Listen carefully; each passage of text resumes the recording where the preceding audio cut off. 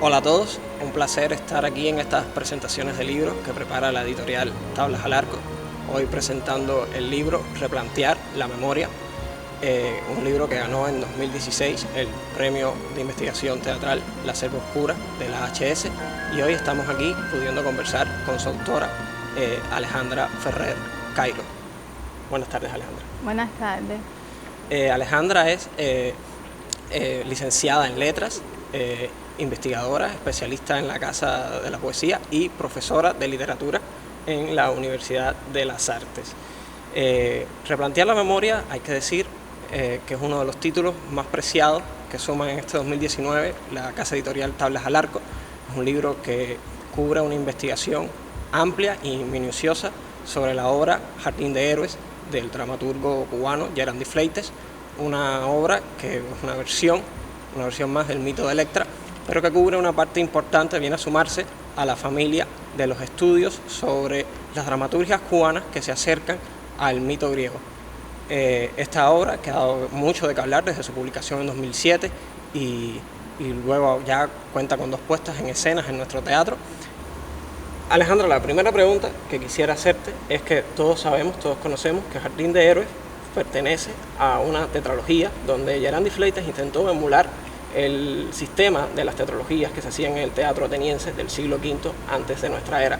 Por tanto, es una obra a la que la acompañan 2 títulos anteriores, como son Antígona, luego Un bello sino, Jardín de Héroes, que viene a ser el tercer título, el punto climático, por así decirlo, y finalmente la obra que cierra esta tetralogía es Efigenia, tragedia de ayer. Yo creo que una pregunta que se impone en esta presentación del libro es explicar por qué tú has elegido como tema de análisis, aunque en tu investigación dialogas muy bien con las otras obras, por qué has elegido a Jardín de Héroes como la obra a analizar para introducirte en este universo de la dramaturgia de Gerandi Fleites. Bueno, precisamente porque, como el propio dramaturgo ha expresado, Jardín constituye el punto climático de la tetralogía. En ella se articulan ciertas preocupaciones estéticas y temáticas que estaban presentes en obras anteriores de la tetralogía y que incluso se retoman en Ifigenia, tragedia de ayer. Por ejemplo, el tema de la heroicidad.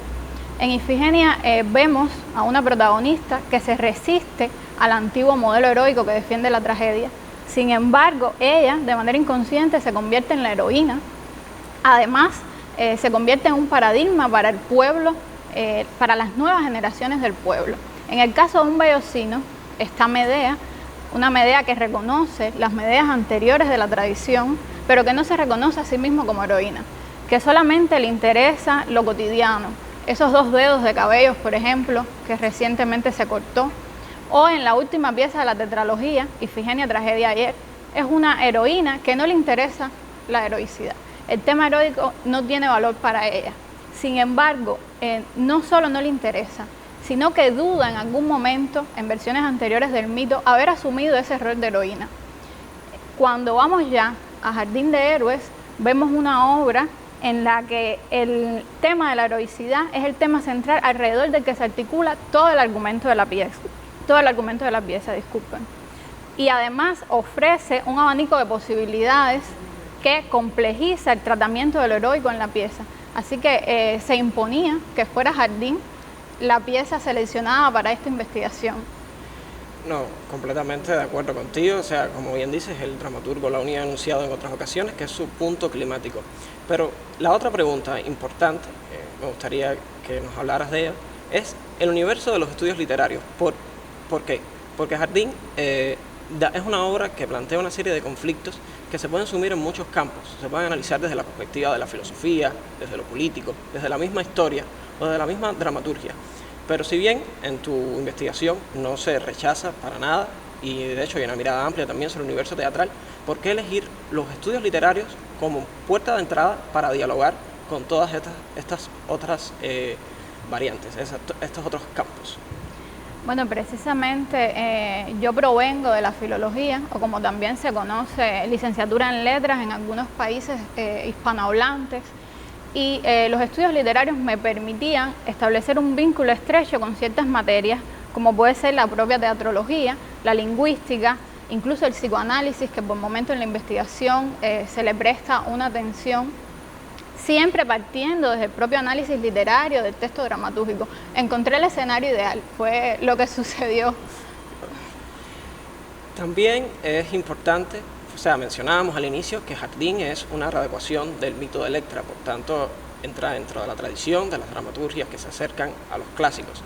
Pero aquí hay un diálogo también intertextual muy fuerte con otros antecedentes, tanto de la dramaturgia cubana universal, que han tratado el mito de Electra y también otros mitos dentro de la historia del teatro. Y quisiera que me comentaras un poco cómo fue este rastreo, cómo fueron estas conexiones, cómo diste con ellas, cómo las explicas muy bien en tu libro, y que insistieras un poco más en el contrapunteo, como me gusta llamarlo a mí, o diálogo, si se quiere decir de otra manera, que hay con la Electra Garrigó de Virgilio Piñera, a la cual Gerandi dedica su obra Jardín de Héroes.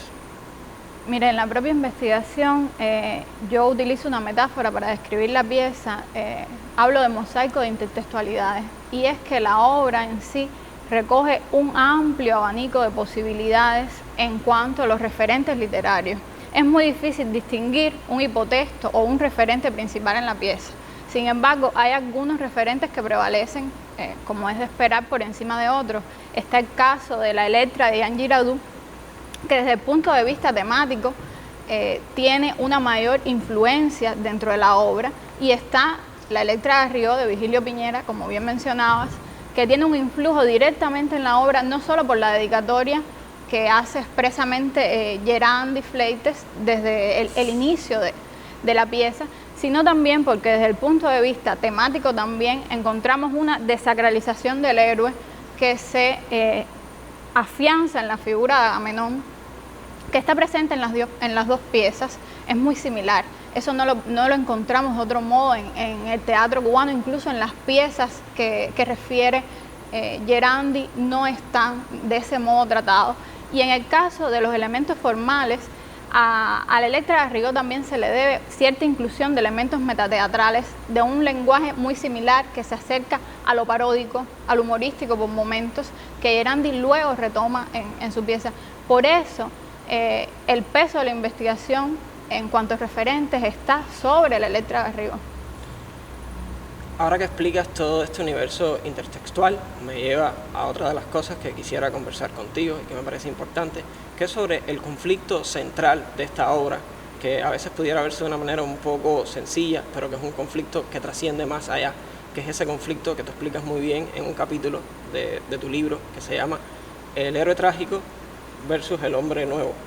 Y entonces quisiera que me hablaras sobre esta dicotomía que hay entre el concepto tradicional del héroe trágico, que ha sido reproducido por la dramaturgia, por la literatura, contra este hombre nuevo, esta batalla que se crea, que se genera entre el individuo contemporáneo y los ideales tradicionales de la heroicidad. Mira, como bien ya mencionaba con anterioridad, el conflicto central, el tema que articula toda la pieza es la indagación en torno al héroe. Y era casi imposible no hacer un apartado para reflexionar en torno a este tema.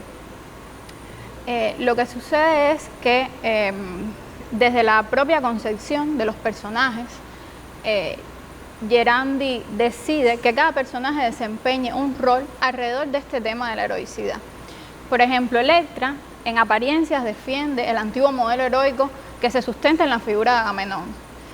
En el caso de Clitemnestra y Egisto, se oponen a este ideal heroico y entendamos el ideal heroico como lo concebía en la tragedia griega, como se concebía en la antigüedad.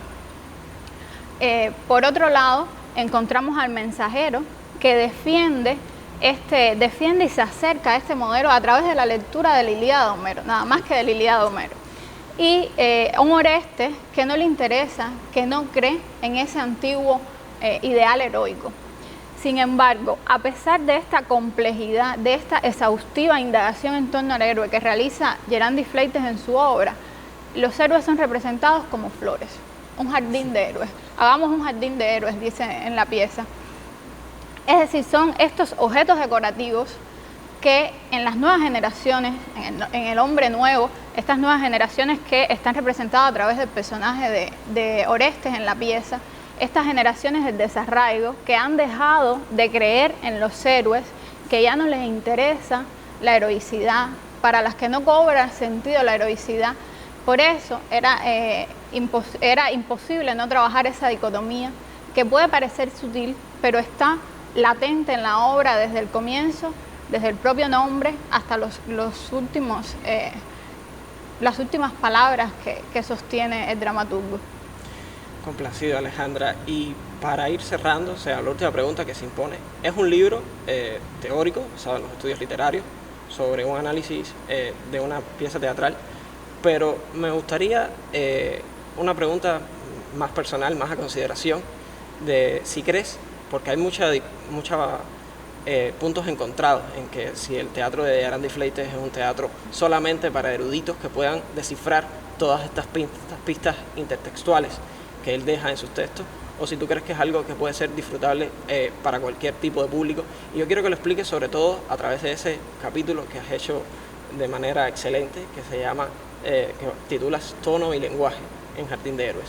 Me da mucha alegría que me preguntes eso, porque en realidad creo que sí, que un público desconocedor totalmente del tema, desconocedor de las referencias intertextuales que utiliza Yarandi en su obra, desconocedor del mito, incluso de la heroína, va a acercarse en la obra y la va a entender perfectamente. Simplemente va a descubrir los personajes como nuevo, va a descubrir a esa Electra pecosa que describe el dramaturgo, a esa Electra que ama el mensajero. Incluso va a suceder lo mismo con el argumento, con el mito.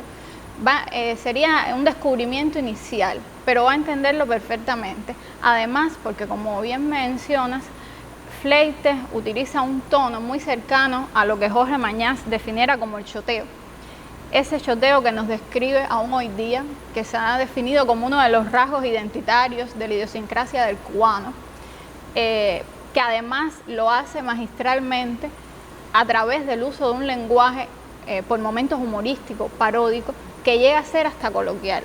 Así que creo que perfectamente nos pudiéramos acercar todos a la obra de Yarandi y disfrutarla sin conocer nada de las anteriores versiones del mito de Electra. Bueno, pero gracias a este libro las vamos a conocer un poco más. Muchas gracias, Alejandra, por tus palabras de presentación del libro, y ya lo saben, contamos con Replantear la Memoria, el nuevo libro de la colección La Selva Oscura de la editorial Tablas al Arco, y esperemos que llegue a todos nuestros lectores.